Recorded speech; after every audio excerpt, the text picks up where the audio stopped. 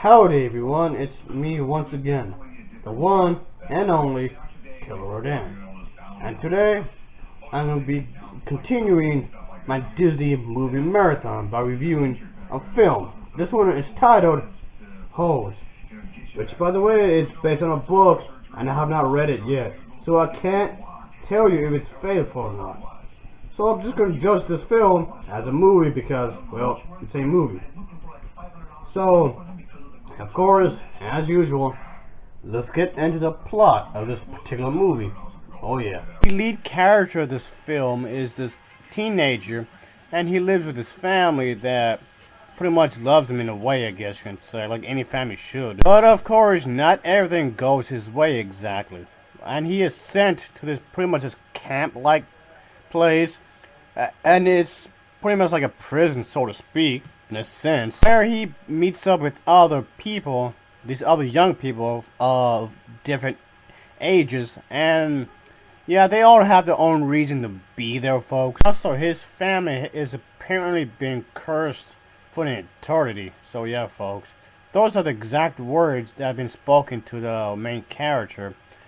And the thing is, folks, so yeah, there's this backstory where his family had been cursed for some odd reason. I think we would fast forward about 100 years, and we could just see the character, the teenager, or main character. He is accused of stealing a pair of these shoes or whatever from this Major League Baseball player. So because of that, he is pretty much sent to this camp called Green Lake.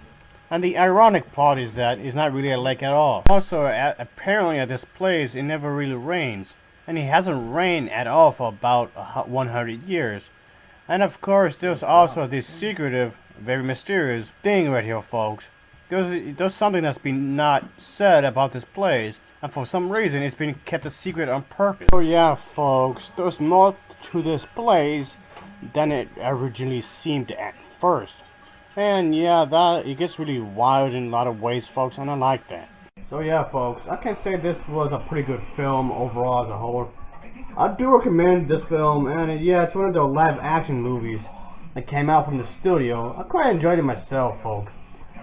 I've seen this movie with the Amazing Maddie, so Amazing Maddie, if you're watching this review right now, I highly appreciate the fact you watched this film with me. I did watch this film a while back by myself, but I had vague memories of it, so I just took this as an opportunity to pretty much just revisit this movie, I guess. And yeah, you know, I remember liking it. I remember thinking that was pretty interesting, and yeah, it's not that bad of a movie. And in some ways, I thought this was a bit darker than some of the other live action stuff that they made, but it didn't bother me. I didn't mind it really, folks. Yeah, Disney films do become rather dark at times. Yeah, which I'll be fine with as long as it goes with the storyline, I guess. But overall, folks, I can say that this was a well-crafted film as a whole. The acting, well, at least for the most part anyway, is pretty good, folks. I do recommend this film because it's not that bad of a movie. I know a lot of people out there don't really watch the live action stuff from Disney because they prefer watching the animated movies. But this is one of those I would say I recommend, folks, because overall, I thought it was a well-crafted film as a whole.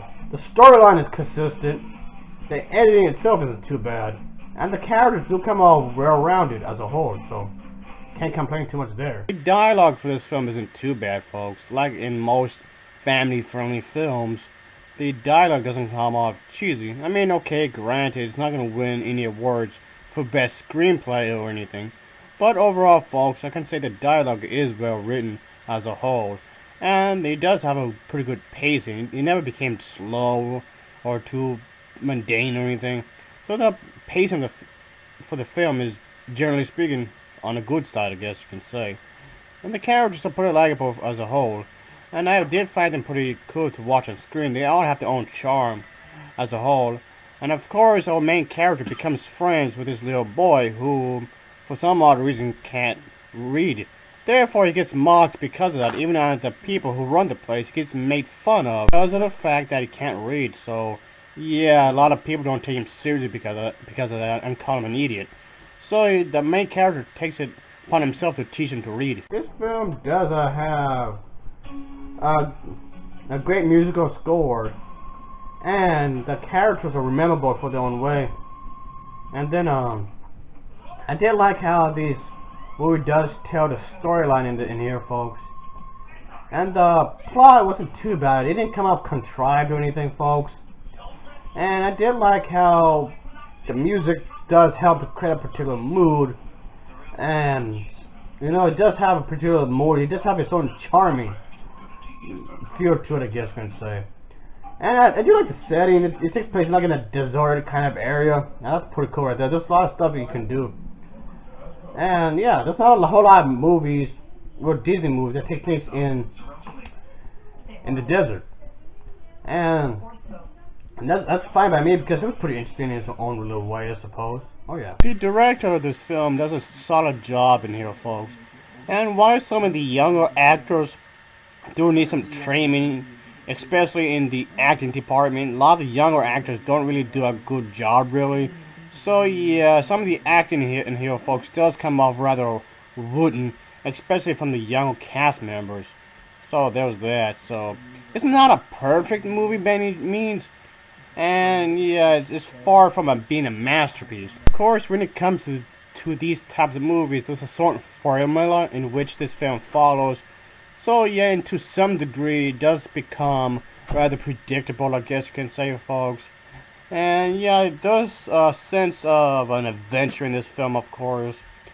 And this film holds there's lots of excitement, to some degree anyway. Yeah, in some ways there's lots of stuff that's intriguing, of course. And yeah, it's better than some of the dumbed down, one-leveled family stories, but a lot of kids may enjoy this film, folks. It might be a bit too scary for some kids, but it's still enjoyable. This film is rated PG, so it doesn't get too violent, but violent enough that it might scare off some of the younger audience, I guess. So yeah, folks, overall, this is a good movie. And I do recommend it because, well, like I said, all around, a damn good film as a whole.